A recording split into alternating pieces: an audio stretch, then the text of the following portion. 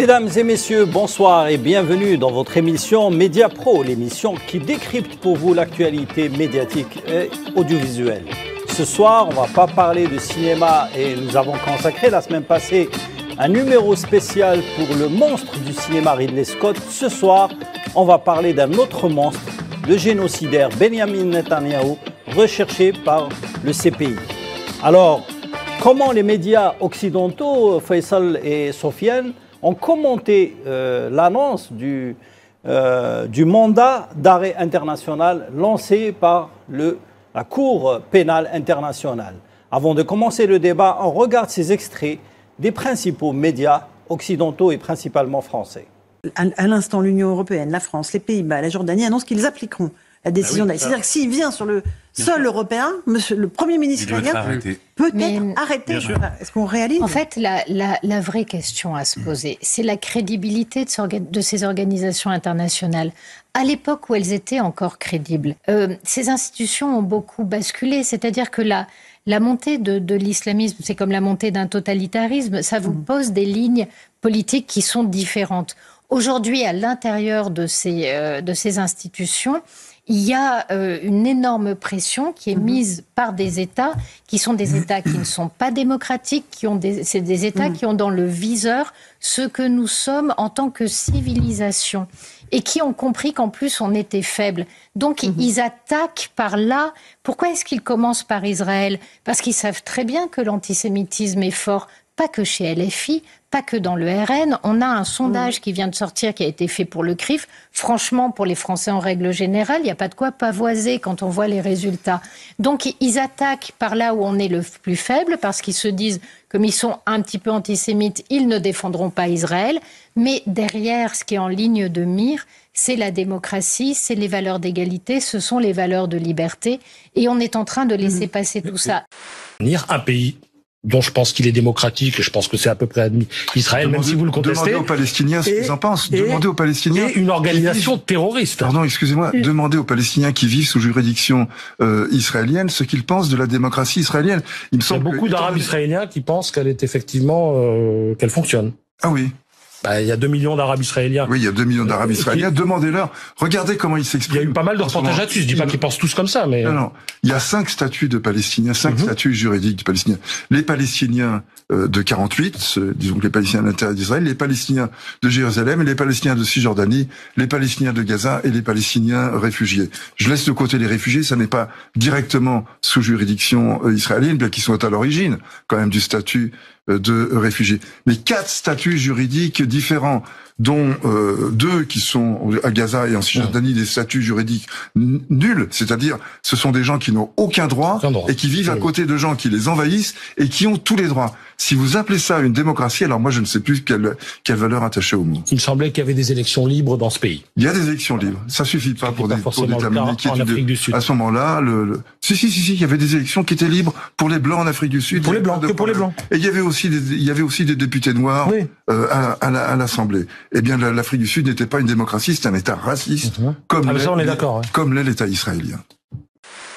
Moi, j'aimerais bien commencer par rappeler que Karim Khan était le candidat au procureur de la CPI favori d'Israël en 2021. Donc en 2021, Israël, son gouvernement, ne trouvait pas que Karim Khan était une personnalité problématique ou biaisée contre Israël. Je pense que c'est intéressant. D'ailleurs, il a été aussi soutenu par le Royaume-Uni, dont il vient, et d'autres pays. C'est pour ça qu'il est devenu... En plus, c'était pas donné au début, parce qu'il concourait contre 2 autres candidats, et il est passé au 2e tour de l'élection.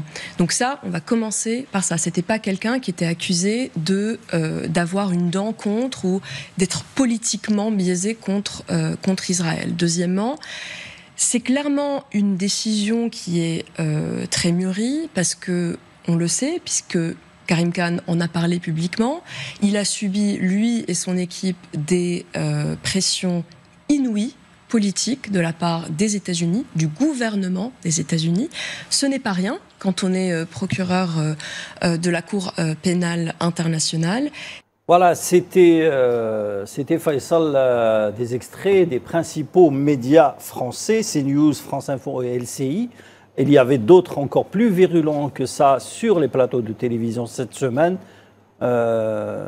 Décidément, l'État sioniste a toujours des défenseurs en Occident. Oui, absolument, à commencer par On n'a pas cité les Américains, pour des raisons de traduction. On a laissé de côté, mais on s'est contenté des médias francophones pour voir un petit peu comment est traitée justement cette annonce extraordinaire du CPI. Oui, les médias allemands, parce que l'Allemagne aussi c'est un pays qui défend Israël, les crimes commis à Gaza, les crimes contre l'humanité, les crimes de guerre, comme qualifiés par la Cour pénale internationale, on continue à défendre Netanyahou. Et vous avez vu, Salim et Sofiane, comment Laurence Ferrari, la journaliste de CNews, qui a interviewé Netanyahou, rappelez-vous, qui lui a posé toutes les questions qui allaient dans le sens de ce que voulait dire Netanyahou, sans aucune... Elle était étonnée. Oui, elle lui a donné l'occasion. Comment on peut arrêter un Premier ministre élu démocratiquement, précise. Comme si être élu démocratiquement vous permettait de vous donner l'autorisation de tuer des bébés, des enfants, parce qu'il y a actuellement près de 45 000 morts à Gaza. Il y a aussi des morts chaque jour, pratiquement, à Beyrouth et au sud du Liban. Et donc, ce dirigeant prétendument élu démocratiquement, qui est poursuivi par la justice en Israël. Vous savez qu'il a beaucoup d'affaires dans son pays, de corruption, mais également de manipulation de documents, ce que le média sioniste appelle BabyLeaks, parce qu'il est poursuivi pour avoir manipulé les documents pour justifier de continuer à massacrer à Gaza, surtout à Rafah, et également pour ne pas libérer les otages qui sont là-bas, ce qu'ils appellent les otages qui sont dans cette région de Palestine. Oui, la CPI qui a été créée par le statut de Rome, elle était très très bien, une organisation crédible, respectable, quand elle engageait des poursuites contre les dirigeants africains, parce que la CPI jusqu'à la date du jeudi 21 novembre, poursuivit surtout des dirigeants africains, notamment le président soudanais, l'ex-président soudanais, Omar al-Bashir. Là, c'est la première fois qu'il y a un dirigeant israélien poursuivi par une cour pénale internationale. Pour quel crime? Crime de guerre et crime contre l'humanité. Parce que certains pensaient historiquement qu'ils avaient... Non seulement le Premier ministre, mais aussi son ministre de la Défense. Qu'il a lui-même limogé. Limogé. Il y a aussi un dirigeant de Hamas qui est poursuivi, Mohamed Daif, bien qu'on ne sait pas si Mohamed Daif est toujours en vie. Peut-être que la CPI cherchait à faire de l'équilibre, alors qu'il n'y a aucun équilibre à faire, parce qu'il y a un mouvement de résistance qui n'est pas un mouvement terroriste, contrairement au narratif développé par les médias occidentaux, et notamment en reprenant ce que Israël voulait dire. Donc, ces poursuites, je pense, ouvrent une brèche dans l'histoire du droit international. Parce que je parlais du crime contre l'humanité. À un moment donné, on pensait que le crime contre l'humanité, ça concernait une seule catégorie de personnes, d'humains. Après la Shoah commis en Allemagne par le régime nazi, les Arabes et les musulmans n'avaient aucune responsabilité dans ce massacre. C'était les Européens chrétiens qui étaient donc responsables. Et donc, depuis cette date, depuis le procès de Nuremberg, on ne parle plus de crime contre l'humanité comme pour cette catégorie-là. Non, il y a quand même, les humains sont des humains, ils ont plusieurs races et religions. Et donc la Cour pénale internationale a cassé un silence, a cassé un tabou en qualifiant ces crimes. Et la responsabilité aujourd'hui des États, parce que la dame qui faisait une analyse... Justement, sur le président du CPI, Karim Khan. Karim Khan, qui est donc un avocat britannique très connu en Grande-Bretagne, qui maîtrise bien le droit international. Il est procureur. Il est procureur. Il a donné un argumentaire quand il a annoncé la mesure, parce qu'on n'a pas oublié qu'il y a aussi une mesure qui est engagée par la CIG, qui est la Cour internationale de justice, qui s'occupe des États. La CPI, c'est pour les individus. Il a donné un argumentaire. Et tout de suite après, vous avez vu, on a fait sortir la carte de l'antisémitisme. Il est où l'antisémitisme dans l'histoire de la poursuite pénale? Et c'était l'argument développé par le bureau de Netanyahou tout de suite après. Et tout de suite après, on a commencé... Il a fait d'ailleurs un discours où il a précisé que le CPI est antisémite. Alors que la personne qui faisait l'analyse tout à l'heure, une analyse tirée par les cheveux... C'est une chercheuse, c'est pas, même pas une alors politique. Là, les chercheuses... Même pas une politique ou une juriste. Oui, c'est des chercheurs qui disent ce qu'on leur demande de dire, avec un narratif qui ressemble curieusement à l'armée israélienne, à la propagande militaire. Donc, est-ce qu'ils sont indépendants? Est-ce qu'ils peuvent dire ce qu'ils veulent? Est-ce qu'aujourd'hui, en Europe, on peut dire ce librement, parce qu'il nous donne des leçons, en parenthèse Salim, sur la liberté d'expression. Quand on arrête un écrivain, il est poursuivi dans son pays, la liberté d'expression, la liberté de penser. Mais là, ils disent autre chose. Le plus curieux, c'est que cette dame, cette chercheuse, parlait des États antisémites qui sont au sein de la CPI. Il y a 124 États membres de la CPI, la plupart, tous les membres de l'Union européenne... Plus de 28 ont ratifié justement les membres de l'Union européenne, est-ce que c'est pas des États démocratiques? C'est des États démocratiques. Et il y a même des États, je citerai l'Irlande, la Norvège et l'Espagne, qui disent qu'ils vont arrêter Netanyahou s'il passe par leur territoire. L'Italie aussi. L'Italie et même la Hollande. Est-ce que dire ça, c'est de l'antisémitisme? C'est le droit international qui dit, qui impose que lorsqu'il y a un mandat d'arrêt international lancé contre un dirigeant, de quel que soit le pays, pas uniquement d'Israël ou d'ailleurs, doit être arrêté. Mais lorsqu'il s'agit d'Israël, non. S'il y a le 2 poids 2 mesures, le droit international est bon lorsqu'il arrange les affaires des Occidentaux et ceux qui soutiennent les antitétionnistes ou l'antitétionnisme, et il n'est pas bon lorsqu'il devient contre... donc, encore une fois, cette décision de la Cour pénale internationale a dénudé certaines pensées qui existent en Europe et qui sont qui émanent souvent de grands donneurs de leçons. Sofiane Baroudi, le Canada a également justement déclaré par le biais de son Premier ministre Justin Trudeau qu'il appliquerait les résolutions du CPI sans dire ouvertement qu'il arrêterait Netanyahou à l'aéroport de Montréal. Il est tenu de le faire. Hein. Il est tenu de le faire. Théoriquement, voilà. Donc est-ce que ça installe actuellement une crainte pour le premier responsable de l'État sioniste de se déplacer à l'étranger? Alors déjà, il faut souligner que la décision de la Cour pénale internationale est une décision historique et une victoire politique et diplomatique pour, on va dire, la cause solidaire du peuple palestinien qui continue de souffrir un génocide à ciel ouvert depuis plus de 14 mois. Génocide qui s'étend et agression qui s'étend aussi au Liban où, si vous voulez, aussi les crimes de guerre se multiplient. Et donc, cette victoire politique et diplomatique est forcément un camouflet pour déjà un gouvernement sioniste qui est divisé, parce qu'il faut rappeler que les deux condamnés eux-mêmes sont, si vous voulez, en situation de clivage politique très profond. Benjamin Netanyahu a limogé son ministre de la Guerre le jour des élections américaines, parce que Yoav Gallant était réputé proche de l'administration américaine de Joe Biden, qui, elle, avait des problèmes avec l'administration d'extrême droite dirigée par le criminel de guerre Benjamin Netanyahu. Donc, ça va, en plus de restreindre les déplacements, si vous voulez, ça conforte le mouvement de solidarité avec le peuple palestinien qui a pris une ampleur jamais vue. Il faut rappeler qu'il y a une défaite stratégique du colonialisme israélien, notamment sur le plan de l'opinion publique internationale, et même la criminalisation de la solidarité avec la Palestine, notamment dans des pays comme la France, n'a pas freiné l'élan des mouvements solidaires qui restent encore, si vous voulez, très forts et qui restent déterminés à arrêter une infamie moderne. Après, moi, j'aimerais rappeler aussi quelque chose d'important, c'est-à-dire que la chercheuse qu'on a vue en train de un peu de baragouiner, si vous voulez, d'essayer de trouver des argumentaires un peu tirés par les cheveux, comme l'a dit Faisal, a voulu désigner certains États. Je rappellerai que déjà, la première procédure qui a été lancée, bon, il y a eu plusieurs victoires de la cause palestinienne. Déjà, la reconnaissance de l'État palestinien par plusieurs États, notamment des États européens, et aussi par l'Assemblée générale des Nations Unies. Oui. Je rappellerai l'activisme algérien, notamment au Conseil de sécurité, mais aussi le fait que ce soit le président algérien qui est appelé à cesser l'impunité autant de l'infamie, a appelé notamment la société civile algérienne à aller au niveau de la CPI. D'ailleurs, Maître Gilles Devers, on le voyait sur la boucle, a lui-même déposé une plainte qui a été rejointe ensuite par la Colombie, dirigée par le président Gustavo Petro, un progressiste, par la Bolivie et surtout par l'Afrique du Sud, qui a mené une procédure auprès de la CIJ. La CIJ qui condamne les États, mais aussi auprès de la CPI qui a pesé de son poids. Et donc, cette procédure qui débouche aussi, si vous voulez, sur une forme de coalition internationale qui est dirigée par des pays du Sud global qui sont déterminés à arrêter l'impunité et aussi à stopper le génocide et à appliquer les résolutions des Nations Unies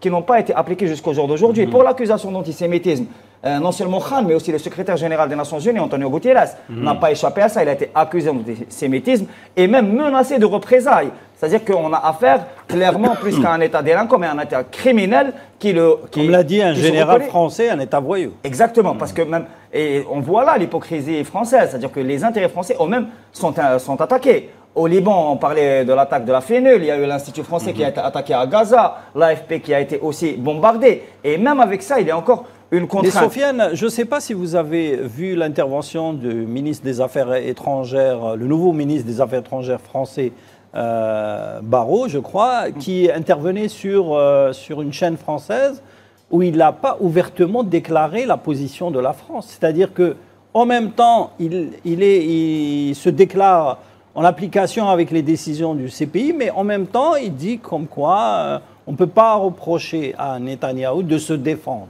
On voit très bien que le président Emmanuel Macron et son gouvernement, qui, je le rappelle, est un gouvernement illégitime, parce que ce n'est pas le gouvernement qui est sorti des urnes, parce qu'ils invoquent la démocratie. Le gouvernement français lui-même est illégitime. Le président Emmanuel Macron, actuellement, est en train de faire des pas vers l'extrême droite pour contenter un public d'extrême droite dont il a peur. Et on le voit sur plusieurs affaires. C'est-à-dire qu'il y a concrètement, on attaque le LFI cette semaine. Il y a une opération de séduction non seulement vers le RN, parce que le RN n'est pas la seule expression d'extrême droite en France, ni la plus forte. La plus forte est l'expression du sionisme fasciste, que représente justement Benjamin Netanyahou et ses relais dans différentes associations, différentes organisations en France, que le gouvernement français doit contenter pour continuer à gouverner, parce qu'il y a un équilibre fragile du pouvoir, comme je le disais, parce que les urnes ont dit autre chose, qu'il y a une crise sociale que tout le monde connaît, qu'il y a aussi une mobilisation, non seulement en solidarité à la Palestine, mais aussi en opposition à un gouvernement qu'on accuse de complicité avec le génocide, parce qu'il y a une seconde étape. Là, il y a un mandat d'arrêt contre 2 dirigeants accusés de crimes de guerre et de crimes contre l'humanité, mais il y a aussi les complices. Il y a des complices qui ont armé ouvertement. Sofiane, il y a 2 gendarmes français qui ont été malmenés dans une enceinte diplomatique française. Alors qu'il y avait le ministre des Affaires étrangères. Le ministre des Affaires étrangères était présent. Il n'a pas dénoncé. Qui n'a pas dénoncé. Il avait dénoncé à l'époque au micro de RFI, directement, à chaud. À demi-mot. À demi-mot, mais pas ouvertement. Pas violemment. Quand il s'agit du droit international, je pense qu'on ne peut pas jouer. Le droit international impose à la France, à d'autres pays européens, à tous les pays membres de l'Union européenne, à tous ceux qui ont ratifié le statut de Rome, d'appliquer le mandat international. Mais je voulais rappeler, Salim, parce que vous parliez de M. Khan, en mai 2024, il y a eu des menaces qui ont été proférées contre M. Khan et contre les 3 magistrats de la Cour pénale internationale, y compris de membres du Sénat américain. Et il y a le groupe d'experts de l'ONU qui a exprimé sa consternation totale face aux déclarations faites par des officiels américains et israéliens menaçant de représailles contre la Cour pénale internationale, affirmant que de telles menaces favorisent la culture de l'impunité. À l'heure où le monde devait s'unir pour mettre fin au terrible bain de sang à Gaza et requérir la justice pour des personnes illégalement tuées, blessées, traumatisées ou prises en otage depuis le 7 octobre, il est désolant de voir les officiels de l'État menacés de représailles contre un tribunal. Donc, vous voyez un État comme les États-Unis, où le droit il a sa présence, où c'est un État qui, à travers les rapports du département d'État américain, donne également des leçons au monde entier sur le droit, sur le respect des droits humains, qui menace les juges d'une cour reconnue par le droit international. Et d'ailleurs, M. Khan est attaqué par la presse sioniste ces derniers jours. On parle d'affaires de corruption, on parle d'affaires d'abus sexuels. Bien sûr, il n'y a aucune raison de croire ces balivernes. Il s'agit de mensonges, parce que cette presse nous a habitués à beaucoup de mensonges. Ça a été vérifié à plusieurs reprises depuis le 7 octobre et même avant le 7 octobre. Donc vous voyez, quand ils ont même attaqué certains membres du CPI. Hein. Bien sûr, c'est des menaces. Ils seront sûrement sanctionnés par la nouvelle administration américaine. Oui, peut-être. Parce qu'il y a beaucoup de Britanniques et d'Américains. Notamment Trump a menacé de les sanctionner. On connaît son aversion vis-à-vis de la CPI. Le CPI, donc la question qui sera posée, c'est un grand défi pour le droit international, pour l'ONU, parce que Netanyahou l'a rappelé, Sofiane tout à l'heure, il est allé au sein de l'ONU menacer l'ONU, parler de la maison de la terreur, parler de l'antisémitisme. Il y a des attaques contre la PNUD, contre M. Guterres. Les attaques contre la PNUD, c'est pour sanctionner l'ONU. Parce qu'il n'y a aucune raison de les attaquer. A été interdit et d'autres agences. Donc, c'est quoi un État voyou? Plus de 200 membres, justement, de l'UNRWA ont été tués. Absolument. C'est quoi un rogue state? Pour reprendre l'extrême, c'est un État qui ne respecte pas le droit international, qui ne respecte pas les résolutions. Et maintenant, les mandats d'arrêt. Maintenant, le défi, c'est un grand défi pour les pays démocratiques. Parce qu'on a fait circuler l'idée que Israël serait un État démocratique, l'armée la plus morale du monde.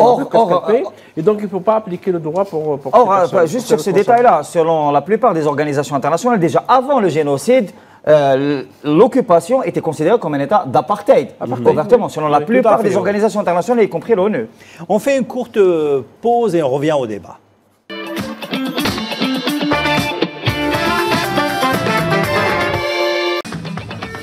Alors, avant de reconduire le débat sur justement cette annonce du CPI, on va regarder un extrait de la télévision italienne qui commente à sa manière justement le drame de Gaza. Et ensuite, on va écouter le Premier ministre des Pays-Bas qui justement s'exprime sur la décision du CPI. Het nieuws met betrekking tot arrestatiebevelen. Nederland respecteert vanzelfsprekend de onafhankelijkheid van het internationaal strafhof, bemoeit zich niet inhoudelijk met onderzoeken die door het internationaal strafhof worden uitgevoerd. We gaan die uitspraak nu bestuderen, maar de lijn van het kabinet is helder. We zijn partij bij het Statuut van Rome en op basis van het Statuut van Rome en de uitvoeringswet internationaal strafhof zijn we verplicht om samen te werken met het internationaal strafhof en dat zullen wij dus ook doen. We leven het Statuut van Rome 100% na, voorzitter. Suor Nabila Saleh. Le uomini e le donne, i bambini in Gaza sono persone, sono umani, non sono cani. Adesso dicano a tutte le gente vanno al sud. Anche da noi non possiamo stare alla nostra scuola perché dove andrà la gente? Dove andrà a morire nelle strade? Dove andrà la gente? Cosa è questo? Nessuno ha il coraggio di dire no? I palestinesi non sono persone come gli israeliani? Loro hanno morti tante persone, anche i palestinesi hanno perso tutto, hanno perso case, hanno perso persone care.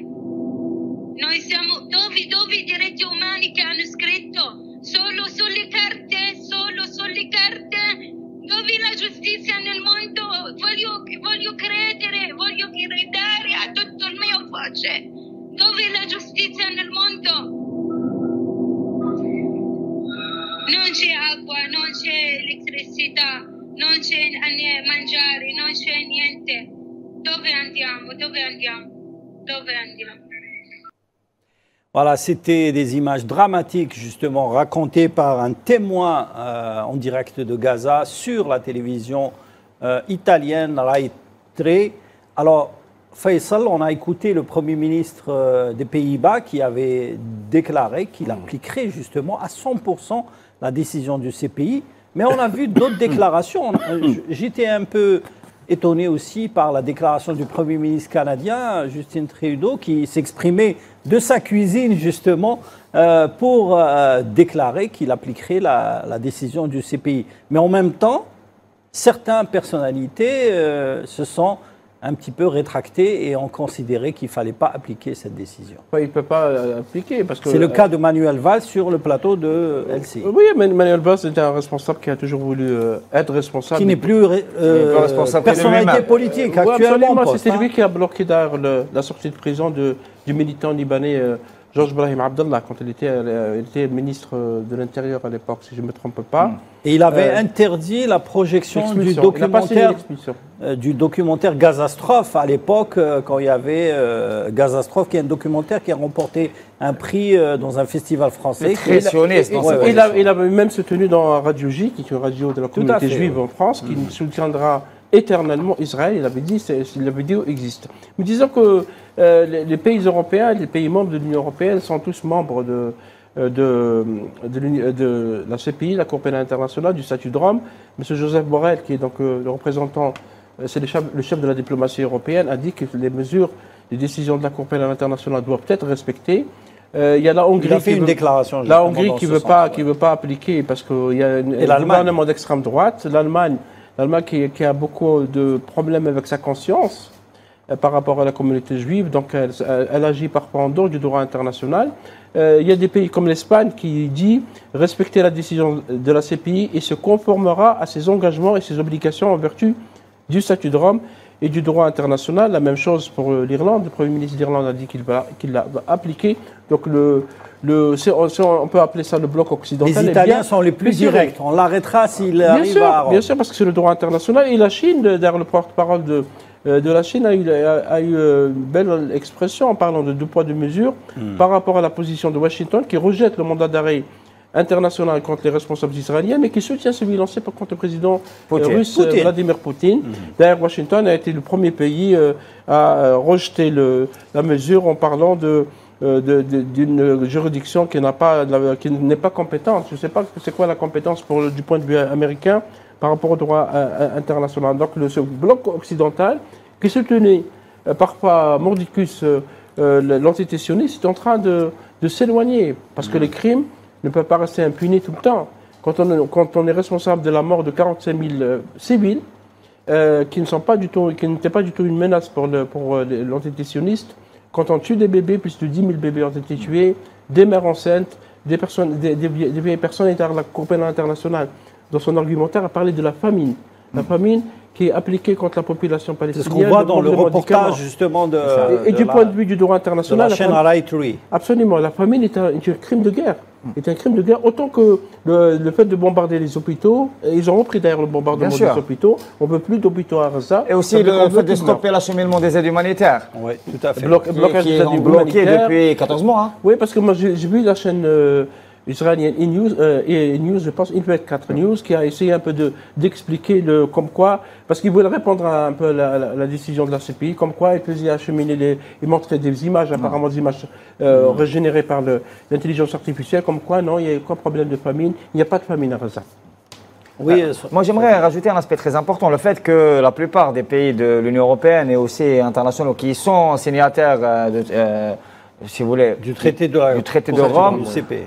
Et du statut de Rome, le fait qu'ils décident d'appliquer, qu'ils sont en réalité contraints d'appliquer, parce qu'eux-mêmes ont invoqué, si vous voulez, la CPI pour des affaires qui ont été très importantes. Je rappellerai par exemple le sort qui a été fait aux anciens dirigeants de l'ex-Yougoslavie après l'agression otanienne contre Belgrade et après une guerre qui a été provoquée pour dépecer la Yougoslavie. Il y a eu au moins une quinzaine d'années de procès qui ont été intentés contre plusieurs dirigeants, plusieurs responsables, le plus connu étant Milosevic. Il y en a un qui s'est suicidé en direct.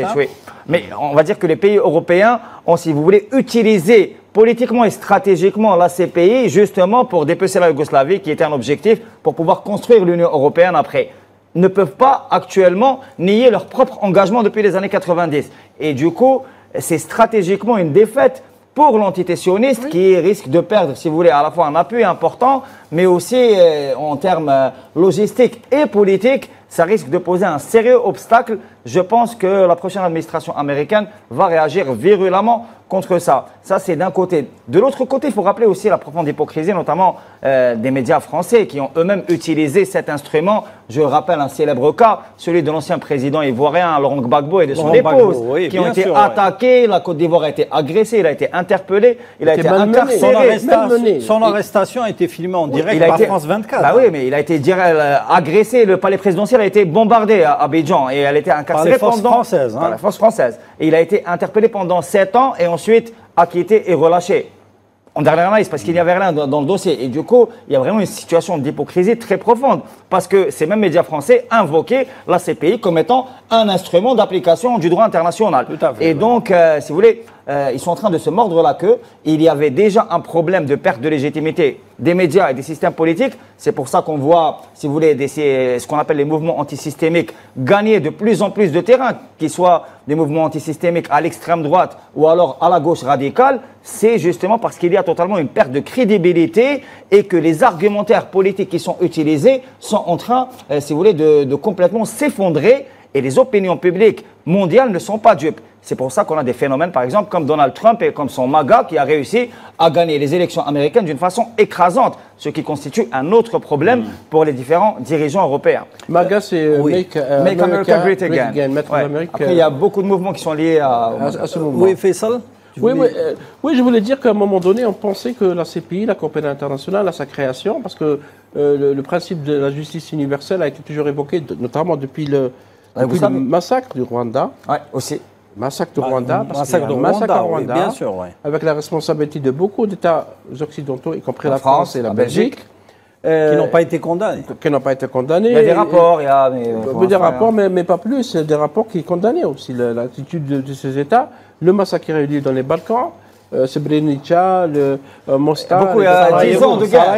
Sarajevo, 10 ans de guerre et surtout une agression contre Belgrade menée par l'OTAN. Absolument. Il y a l'autre massacre, c'est celui qui se déroule actuellement à Gaza, et la responsabilité des Occidentaux est engagée. Il faut noter que pour le droit international, les pays qui fabriquent et qui exportent les armes pour Israël seront condamnés par ces pays. Parce que quand on lance un mandat d'arrêt international pour crimes de guerre, crimes contre l'humanité, qui sont des crimes, vous savez, très très lourds dans le droit international, les entités qui travaillent avec ces personnes poursuivies seront également poursuivies. Complicité. Ça veut dire que les sociétés américaines, les États-Unis fournissent près de 70% de l'armement très lourd à Israël, l'Allemagne 29%, le reste c'est des autres pays occidentaux, seront également poursuivis. Et donc je pense que, oui, je suis d'accord avec son pire, ça met fin à une certaine hypocrisie, mais également ça les met dans la gêne. Ils sont aujourd'hui dans la gêne, ils seront obligés d'appliquer le droit international. Ou vous l'appliquez comme il est, ou il faut inventer un autre droit. Alors je voudrais, on n'a pas montré les images parce que je voulais vraiment pas les montrer parce qu'elles étaient débiles. Hein. C'est un petit peu le chroniqueur d'une chaîne de télévision française, Nolo, qui intervenait justement pour commenter cette décision du CPI. Il a beaucoup changé, Nolo. Hein. Il a beaucoup changé, exactement. Oui. Et puis, il a dit pourquoi c'est inadmissible de comparer un Premier ministre qui a été élu démocratiquement à Mohamed Daïf, qui est il a dit terroriste, mais c'est un résistant. Un chef de la résistance. Un chef de la résistance. Comme il disait hier au FLN. Oui. Comparer le FLN pour... Je rappelle que Hitler a été élu démocratiquement. Démocratiquement, en 1936, bien sûr. Complètement démocratiquement. C'est des réactions débiles hein, de chroniqueurs ou d'analystes politiques qui interviennent, qui prônent un petit peu la démocratie en Israël. C'est un narratif et qui dénonce l'antisémitisme, comme d'habitude. Donc, mais personne n'est dupe. Je rappelle déjà que depuis le début de l'agression, et notamment de l'agression terrestre, il y a un gel des institutions, y compris du coup, de qui se moque, de quelle démocratie il parle. Il y a une situation de guerre totale, de guerre génocidaire qui est assumée. J'ai essayé de retrouver une déclaration. Même le Parlement ne fonctionne plus. D'ailleurs, vous avez vu une réaction de l'ancien président de Médecins sans frontières qui intervenait sur France Info. On a vu l'extrait tout à l'heure. René Groman qui a dénoncé le fait que le journaliste de France Info déclarait que, comme quoi, Israël est une démocratie. Alors qu'il a posé la question, il dit « Demandez aux Palestiniens, est-ce que c'est une démocratie ?» Oui, parce que les Palestiniens, ils ont plusieurs statuts. Il y a les Arabes d'Israël qui vivent sous apartheid. Sous apartheid, oui, tout à fait. Ceux de 48, il y a les réfugiés qui ont été obligés de quitter leur terre à cause de l'occupation israélienne. Il y a la Cisjordanie avec différentes zones. Il y a les Palestiniens dans la Cisjordanie qui sont dans plusieurs zones, comme on l'a dit. Et il y a les Palestiniens de Gaza. Est-ce que c'est une démocratie? Il y a la diaspora. Mais ce qui est étonnant, c'est que ceux qui sont à l'étranger. Au Liban, des gens en Jordanie. Ils ne sont même pas autorisés, messieurs, à être enterrés dans leur sol. Et la plupart ont encore le statut de réfugiés parce que les pays arabes ne peuvent pas leur donner la nationalité. Ils ont le droit au retour. Le droit au retour, selon toutes les résolutions de l'ONU, des résolutions qu'Israël, que cet État démocratique, n'a pas du tout respecté. Parce qu'un État démocratique respecte les résolutions de l'ONU, respecte le droit international. Ce qui est étonnant, c'est que Netanyahou, dans sa première réaction après la décision de la Cour pénale internationale, il a glissé dans la peau du capitaine Dreyfus. Capitaine Alfred Dreyfus, rappelez-vous, c'est l'affaire J'accuse. L'affaire très connue. J'accuse, c'est l'article de Zola de soutien à Dreyfus, parce que c'était un juif d'origine alsacienne qui a été jugé entre 1894 et 1906 pour avoir prétendument livré des documents secrets à l'Empire allemand. Il a été innocenté après. Mais quel est le rapport? Ça veut dire parce qu'à l'époque, l'affaire avait soulevé beaucoup de débats et de questionnements. Et donc, Netanyahou voudrait passer pour le Dreyfus. On a parlé beaucoup justement des médias qui sont un peu paniqués par la décision du CPI et ils se sont un petit peu lancés dans des diatribes sur les plateaux de télévision. Mais sur les réseaux sociaux, il y a les influenceurs. Et les influenceurs, ils ont une manière très particulière de commenter l'information. On regarde cette vidéo d'un influenceur qui a commenté justement la décision du CPI. Les amis, le 4-4-2 du dimanche est là et bien là, alors chaussez vos crampons car aujourd'hui on plonge dans les grands fonds troubles de la politique internationale avec Netanyahou, qu'on pourrait résumer comme le candidat au ballon d'or du cynisme. C'est parti. Bon, Netanyahou est officiellement fiché criminel de guerre par la Cour pénale internationale. En effet, la CPI a enfin sorti son carton rouge et émis des mandats d'arrêt à l'encontre du Premier ministre israélien Netanyahou et de l'ex-ministre de la Défense, Yoav Gallant, pour crimes de guerre et crimes contre l'humanité. Ben les gars ont fait assassiner plus de 180 000 personnes, dont l'âge le plus répandu parmi les morts est de 5 ans. 70% des victimes sont des femmes et des enfants. On sent qu'ils veulent faire concurrence à Hitler. Ah ben Netanyahou, il te ferait vomir une hyène, ce chacal. Mais après, c'est vrai que depuis sa condamnation, je pense qu'il devrait prendre un peu de repos et de voyager. Peut-être visiter l'Italie, l'Angleterre ou la Belgique. J'ai moi-même lancé une cagnotte Litchi pour lui payer un voyage en classe affaires. Ben depuis que j'ai appris que les 124 États font partie du statut de Rome et ont obligation légale de coopérer pleinement avec la Cour pénale internationale, je me sens d'humeur généreuse. Il y a un élan de solidarité mondiale, ça fait chaud au cœur. Tout le monde a envie qu'il goûte au tourisme pénal international. Ah, c'est émouvant. Franchement, j'en lâcherais presque une larmichette. Bah après c'est vrai qu'il en a gros sur la patate, Benjamin. Lui, il pensait pas que buter des centaines de milliers de civils, les affamer, interdire les médicaments et bombarder tous les pays aux alentours, ça allait en arriver là. Bah ouais, puisque comme le dit CNews, Israël est une démocratie. Enfin démocratie raciale qui attend un messie pour esclavagiser la terre entière avec comme capitale Jérusalem pour le nouvel ordre mondial. C'est ce qu'on appelle une théocratie raciale expansionniste et génocidaire. CNews a beau avoir des journalistes, ils percutent pas les mecs. Voilà, c'était une vidéo très efficace d'un influenceur en France et qui résume tout, tout ce qu'on pense justement, ce que les journalistes n'osent pas dire sur un plateau de télévision. Oui, parce que maintenant, il y a la rupture, elle est maintenant constatée par beaucoup d'experts en communication entre les médias mainstream, les médias qui donc débitent parfois des stupidités à longueur d'antenne et à longueur de journée, surtout lorsqu'il s'agit de critiquer Israël, parce que maintenant critiquer Israël, c'est l'antisémitisme. C'est un vieux discours, mais qui revient au devant de la scène, et peut-être c'est l'occasion de rappeler que les Arabes sont des sémites également, et ne peuvent pas être antisémites. Et ça, bien sûr, on ne le dira jamais dans un plateau d'une télévision occidentale. Donc les créateurs de contenu sur les réseaux sociaux, que ce soit en arabe, en français, en anglais, en espagnol, il y en a beaucoup, notamment sur TikTok, qui disent tout ce qu'ils pensent, et qui brocardent, qui critiquent.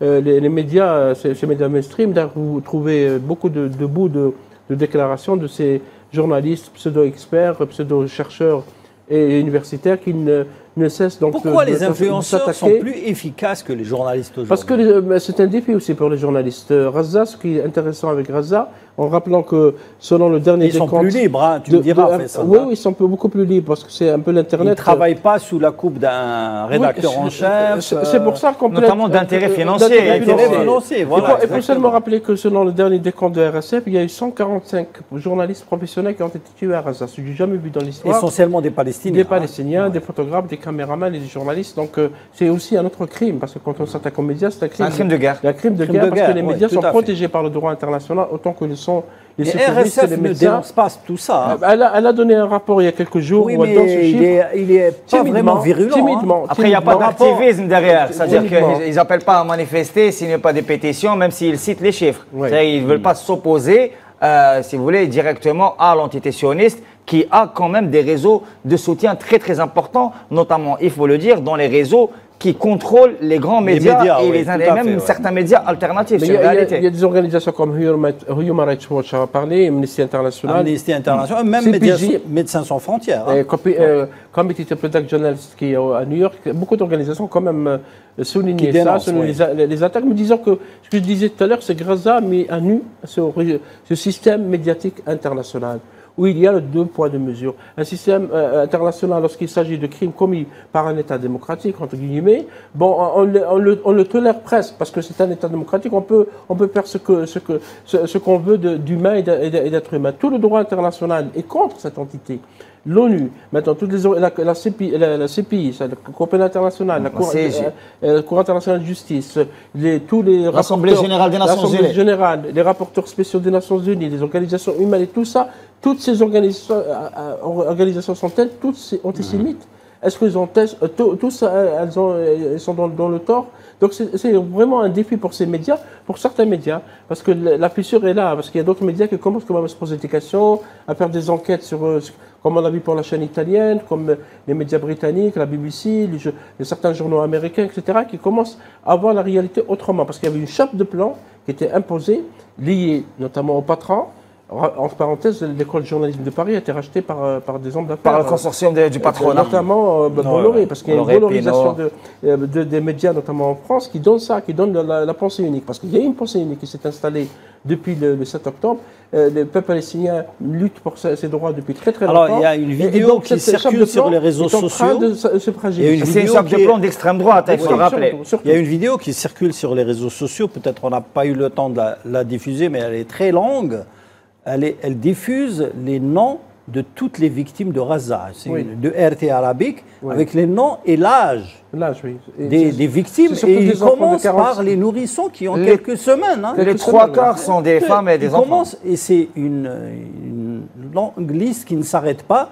Ils sont aujourd'hui plus de 45 000. Plus, il faut compter les doubles qui sont sous les décombres. Sous les décombres, exactement. On ne connaît pas le nombre de disparus. On ne connaît pas. Et c'est pour ça, les blessés ne peuvent pas se soigner parce que les hôpitaux sont en chasse. Et il n'y a pas de médicaments. Les terres agricoles ont été détruites. Un dernier détail, juste un dernier détail rapidement sur l'hypocrisie par rapport à la démocratie prétendue. Il faut rappeler aussi qu'il y a un gouvernement ouvertement fondamentaliste et racialiste qui appelle à génocider ouvertement. Il n'y a qu'à citer les cas qui assument. C'est des fondamentalistes. Et qui risquent de perdre les prochaines élections. Comme Smotrich et Ben-Gvir et aussi Netanyahu. Merci messieurs. Voilà, c'était un décryptage justement comment les médias ont commenté la décision du CPI. On vous donne rendez-vous la semaine prochaine. Restez branchés sur Al24 News.